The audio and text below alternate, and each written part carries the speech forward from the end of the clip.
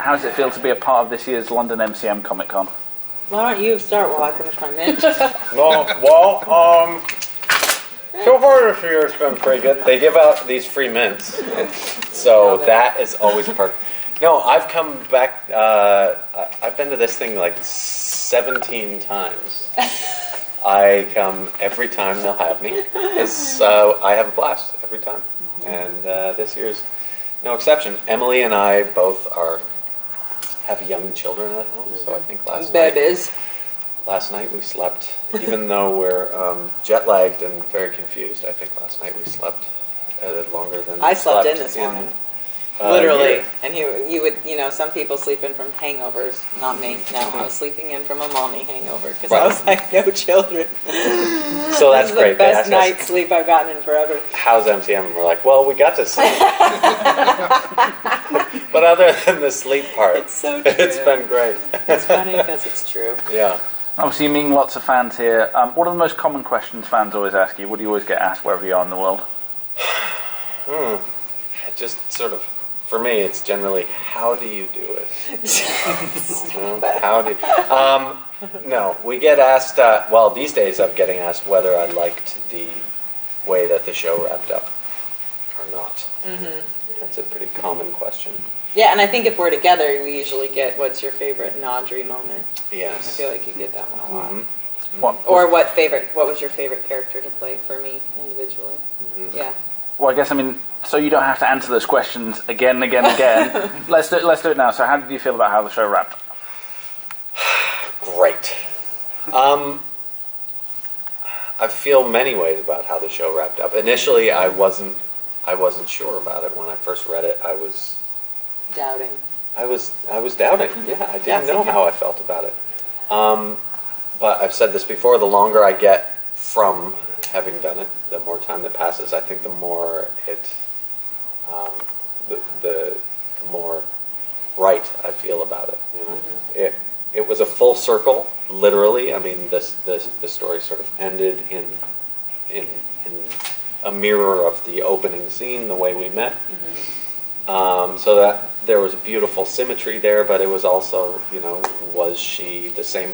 We wanted them to be together. Was she the same person? Mm-hmm. There are many opinions on that. Some people were really upset when Nathan went back in time and had a love affair with Sarah. Some people thought that was effectively cheating. Mm-hmm. Other people saw that as an opportunity. An opportunity, and took full advantage of it. Other people thought it was, understandable, beautiful thing.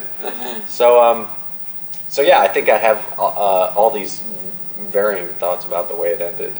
But like I said, the more time passes, the more I'm okay with it. Yeah, I think I felt, we initially, you're, I feel like I sound like you right now. I can't form a sentence. I feel like I sound like you. I feel like initially, I'm just kidding. Not being able to actually you're actually speaking really well, because I'm for one. Yeah. You're actually making really words and stuff. No, it's really good. Okay, thanks. It's good. Thanks. I feel like I personally am, like the fans, you spend so much time with these characters that you have it built up in your mind. Like, the writers had a really tough finales. I've listened to panels on finales, right? Sure. Haven't we? Like I remember at ATX there was a whole finale panel, and they talked about, what does it take to put work into putting together a finale, and you're going to disappoint people, and you're going to, some people will be like, it's the best thing ever. And so I feel like for us, that's the same way. It's like we get the finale comes into your email, and you're like, okay, and you sit down and you read it, and I've had I talk about a lot of visceral reactions to when I read the show. So I feel like initially, of course I was kind of like, I thought it would end in my way. I thought this, but that's not our piece of the pie. We're not the writer part, we are sometimes, and sometimes we're not. So I think, like Lucas, I feel like when I was filming it, when I was actually on the day filming it, I wanted it to be right, and I wanted it to be good and exactly to mirror that moment in a really great way, and I was totally on board. But I think there was a lot of discussion, and mainly that was the discussion. was, does it end up being Audrey and Nathan together after all they've been through? Will they get some, like, and a lot of people believed, like, yes, this is the way that can happen, and that, in a tragedy, which it was in some ways too, like, Audrey shouldn't be there, so there's a lot when you go back and sort of think of it and you're able to kind of step out of it, I think really worked. I say this a lot, that like for me, I'm like a huge sucker for emotional montages at the end. Like, to me, I would have ended it on a different song, but I understand that would need to end with that song, and I get it. But I think for me, like, yeah. Coldplay. Yeah. When you try your best, but you don't succeed. Just for like 3 more episodes. 3 more episodes of Coldplay. Montages, and, clips from the show. Yeah. Right. Is that like the best, shortest answer you've ever heard? That was a very good short answer. Yeah. Well, you didn't answer your favourite Nordry moment. Oh, right. Well, we answered that yesterday on our little interview. We kind of talked about that a little bit. Yep. I had said, I said hit for that again. Yeah, no, and this is kind of funny because it kind of says what he was talking about. Like, for me, I felt like a good turning point in our characters was Sarah and Nathan on the beach. Like, even though that wasn't an Audrey Nathan moment, it was an aspect of Audrey, and it was an opportunity for Nathan, and it was a way to kind of live that reality without, the direness of the world ending right there. So I always thought that was like a really sweet, special moment between the two of them. Even though it was Sarah. Right. Even it was weird. He was cheating. Yeah, he was cheating. But we talked about also the moments that we got. But Sarah's a flirt, man. She was forward. It's not like Nathan went back in time and was like, hey, check it, bam. Exactly. Like, it was. He was taking advantage of it. He was taking advantage of it. Yeah. But Audrey Nathan, I think we were talking about you had mentioned, was it in the last season? Yeah. It was in their house, or his house. Right. When we finally got to see Nathan's house, there was a moment in the final season that seemed like a reprieve from all the nonsense that had been going on. We got to see them momentarily in sort of an unstressed domestic situation, and that was just a nice thing to get to play with because we were always headed out to some emergency, and to get to see them in moments when they were just enjoying each other was really nice. Yeah, and I just thought of this, but I think when I go back and watch, like, when I think a couple, it was last summer. It was after we were done working and I was assembling, actors. We have to put together scenes of our reels, like, go out and hustle and get more work. And I was going through all the footage, and I was just reminded about all these, like, really quirky, stupid, fun moments that we got to have in the office together. You're trying to ask me to go to, ask Audrey to go to the play, or there's coffee, or we're walking down the side of the pier and we're just, giving each other flack for what kind of coffee each other likes, or what, just stupid, fighting about dumb things. And those moments between the two of them, when we got to have those and be really silly, or when you're, like, eating your cereal and, your tie's off to the side, I love that. Yeah. Like, that's the stuff I really loved. Yeah. Yeah. You got a lot of great actors coming in for set pieces of story arcs. What was it like to have people join the family temporarily as time went on? What was great was the ones that became not temporary, like Adam Copeland. To be able to have him join on and be such a great part of the family. And granted, anybody we got for a little bit, like Chris Lemke, and just like the humor. When they understood that and got the quirk, and then when the writers and everybody let them be as funny as they could be, it was such a great reprieve. Yeah.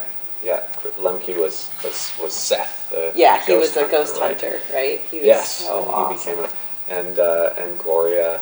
Oh my gosh, Jane was incredible. Yeah. We had a lot of, and they do become family because we're filming in this we call it TV camp. It's like a tiny little town. Literally, people would come and visit us, and they would see us because we're there. It's like, there's no hiding us. Like, it's like a huge production in this tiny little town. It's like, and we're here. We lived like 5 doors down from each other. Yeah. And Yeah. We would run into each other everywhere. Everywhere. You can't go, like, if Lucas was driving me nuts, I can't go to breakfast and not see him. Right. Yeah, so you kind of had to work your crowd No, out. he was just here and he's gone over to get some ice cream, and I saw he just went to the bank machine across the street. Yeah. Oh, there he is. Yeah. What about working with William Shatner? Oh, right. Yeah, that was incredible. It was. That Emily was- got to do the I most just kept of it. telling them. Yeah, and I just kept telling him. I was like, you guys stop talking about that. It's not going to happen. Like, you're Right. kidding me. William Shatner. No, we're not getting William Shatner. Did that happen because of Twitter? Because I know he's very active on there. He is very active on there. I think think so. the I heard- producers were trying to get him for a while. Mhm. And when they dropped the name, I was like, yeah, right. Like, seriously, guys, no, that's not happening. And when we got the green light, I was like, my parents are going. I mean, I flipped out because obviously I grew up watching him. I'm like, flip phones exist because of William Shatner existed. But yeah, I'm like the whole Today. yeah. My whole thing. Your whole thing. Well, I just got a flip phone. Yeah, he just yesterday. got a My first phone.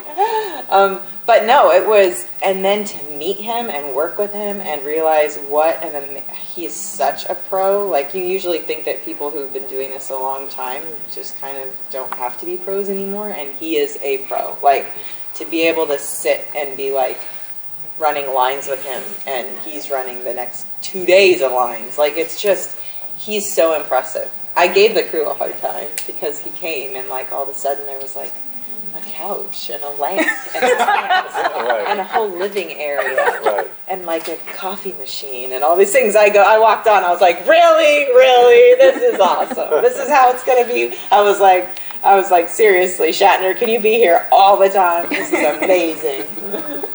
Yeah. I wonder how many of those things he demanded. Yeah, exactly. None. Or just appeared. Okay, bearing in mind you just talked about the flip phone and it's your first flip phone. Yes. Oh, right. I just want to get into, for a minute, the future of your industry as actors. Mhm. And you've probably heard about things like VR and 360 filmmaking and stuff like that. Yeah. And I'm curious from your perspective how you see this, because we're going to get to a stage soon Yeah. where somebody's going to just say, you know what, I'm going to scan you and you just sit at home and we've got this thing and we'll green screen you into another environment somewhere Yeah, else. Right. yeah, You stay at home with the kids and Yeah. we'll record you. yeah. Right. So, you know, I'm curious what your take is on that in terms of will that change your performance approach? Or My personal take on it, because I feel like I've sort of had a inkling of that all in my brain from working on Uncharted for so long. I'm like, y'all, I can do this till I'm 80. You've got me. Like, the amount of times my body has been, like, not only, like, doing motion capture, but the amount of times they've stuck me in a ball with, like, a bazillion lights and asked me to do every reaction on my face. I'm like, my whole person is in a computer somewhere in, like 3 times over. You have, like, all different kinds of incarnations. And my brother is, it's funny you mentioned this, my brother is actually working with a 360 cam up in Seattle, and he's been on a lot of like the front end of doing that technology and doing advertising for them and everything. So I feel like I hear about it a lot from him. In terms of the whole, he was telling me about the whole virtual reality stuff, about being in one place and it appearing in another and all of that. I think I could be totally wrong. I understand. I could watch this back and be I don't like think so. totally wrong. I don't think But that. yeah, well, thank you. That's why we work together so well. But I feel like it's going to be a genre because, you know, I feel like we've seen this happen with film. We were so lucky and blessed to work with film for like 4 years, and everybody's making the push to digital, and I understood the benefits of it. We all did, but we also understood the romanticism and the beauty of a film grain and what that brings to a piece and how essential it was, I think, to Haven. I remember watching, you can see if you look and watch 4 seasons and then you watch 5, there are very distinct differences because of how it was shot. Like, you can see it, like if you really want to look for it, you can see it. So I sort of feel like it's a genre. I feel like you're seeing this like with any technological thing, text messaging, email, Vine's disappearing now because we have, Twitter and Instagram, we have Snapchat all going to stories. Like, we don't need a network to do anything. We can broadcast ourselves. However, I still think you see society sort of reacting to that. And while they really like to be in a reality of everybody's life and to see me with no makeup on or whatever it is, they also really like that heightened reality. And so I feel like there's going to be a swing. I feel like we're seeing it with film right now. Like now we have film purists that are like, no, I'm just a film purist. And it's like, well, that's been created because everybody's been hardcore this. So I feel like we will stretch into that and we will see that. Whether or not we're going to become all of that, I don't think so. I still feel like it's going to become a new genre, but I could be totally wrong. Totally wrong. Okay. Because I think people liked Uncharted 4, but I feel like they also would like to see a real movie of it, you know? So, yeah.